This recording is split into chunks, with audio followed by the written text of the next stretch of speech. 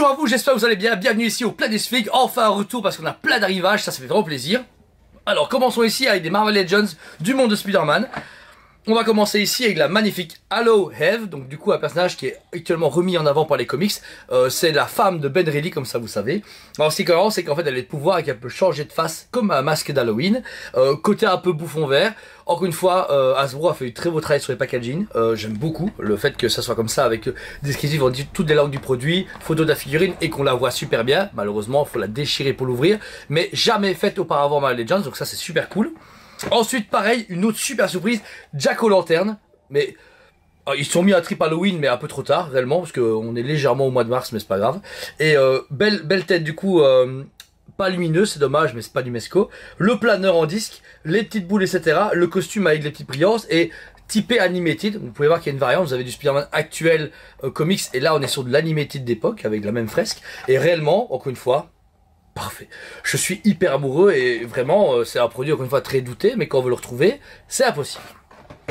Toujours en mode Halloween, Tombstone, pierre tombale, un perso qui est sous-coté mais qui est très présent dans le monde de Spider-Man. Là vous l'avez en visage normal et agressif, deux paires de mains différentes, un costard super beau, la finition de la figurine elle est énorme, elle est géniale, réellement. Je trouve qu'ils ont bien réussi, également en boîte animée et le dessin original, et pareil derrière, avec son petit pied de biche. Et ça a vraiment ce côté rétro, et ça plaît beaucoup à des gens, mais que quand c'est plus dispo. En précommande, on a peu de demandes, c'est quand c'est en stock que ça part, mais on peut pas commander non plus 10 000 trucs. Voilà. Ensuite, on finit sur mon Spider-Man préféré, genre réellement. C'est une fille que j'attendais avec impatience. Je suis prêt à me lâcher 2 fois pour la déballer, pour vous dire.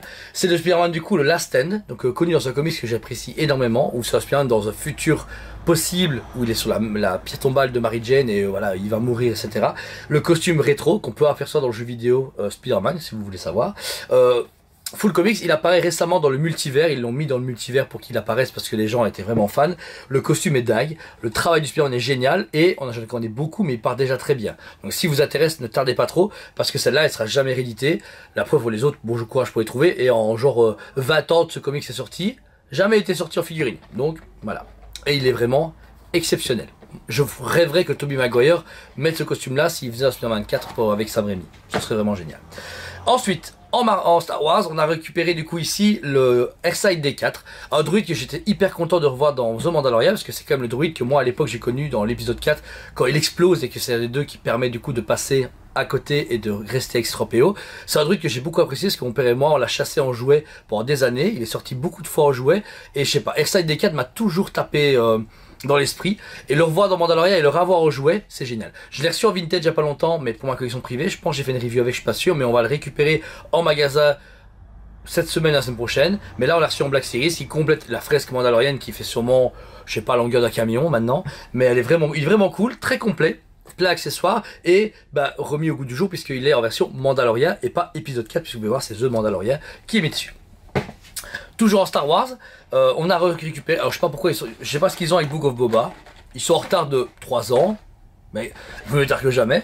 On avait reçu les rétro collections de Ahsoka, dernière en date, et ils avaient mis en précommande en même temps les versions de Book of Boba. Donc, on a donc ce packaging vieillot, mais avec du l'usure mis dessus, des figurines très rétro, puisqu'on est vraiment sur le même style de figurines d'époque de 77 à 83, fresque de la même vintage de base, avec le gros logo rétro dessus, et là, vous avez donc la figurine de Cad Bane, qui est vraiment cool, donc c'est Cad Bane.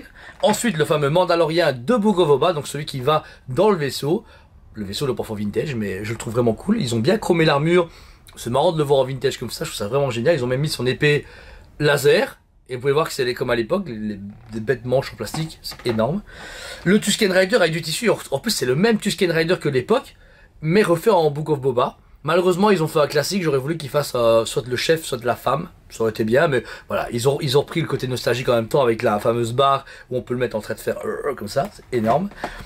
On a le Boba Fett de Book of Boba en version rôdeur, le visage, l'intérieur est bien fait, on retrouve la sculpture d'époque de Boba Fett, mais comme celui de Taimura, je sais plus comment il s'appelle. Mais vraiment génial. En plus j'adore ce Boba Fett là. Je trouve qu'il a vraiment un style comme ça en Tusken. Je trouve qu'il a vraiment une gueule de fou. Fennec Shank. Et pareil, vous avez donc son arme avec... malheureusement ils ont pas mis, vous voyez, la vieille banderole qu'on pouvait mettre sur le côté des personnages pour faire comme s'ils les portaient en bandoulière, c'est dommage. Mais ils ont mis le casque à part comme avant, donc vous pouvez mettre le casque dessus. Visage parfait, bon, c'est c'est pas l'original, mais par contre la carte c'est pas la même. Il y a une vintage sortie normale, mais la carte c'est quand elle est démasquée. Là ils ont fait une carte spéciale pour la rétro, qui est très très belle, ça chouette.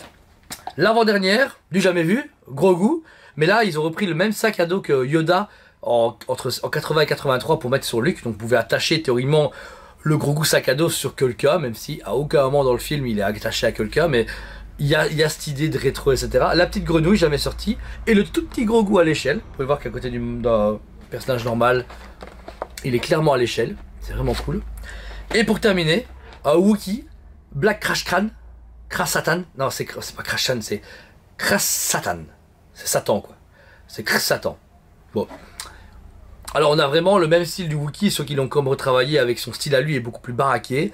La photo est géniale, pareil elle est différente, ils ont jamais fait de vintage normal, ils ont fait que des gros vintage de lui.